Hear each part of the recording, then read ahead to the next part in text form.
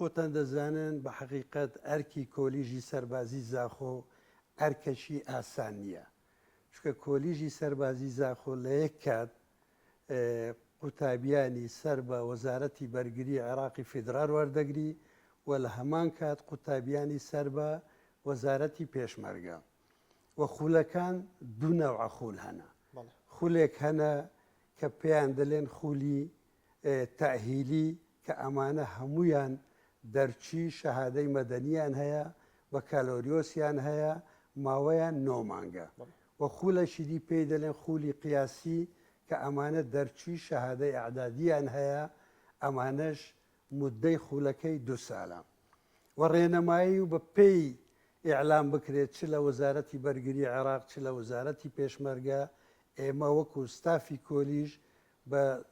جارێک و 2 و 3 و لە کۆبینەوە بەشدار دەبین. کاتی حکومت بڕیار دەدا بۆکردنەوەی خولەک،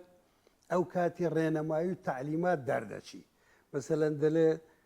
کردنەوەی خولەشی تەئهیلی بۆ قوتابیان دەبی اختصاصی ئەوە بی، شەهادەی بەکالۆریۆس بی، تەمەنی ئەو هابی بە پێی تعلیمات و خولەکانی قیاسیش بە هەمان شێوە، یعنی بە پێی تعلیماتی کە دەردەچی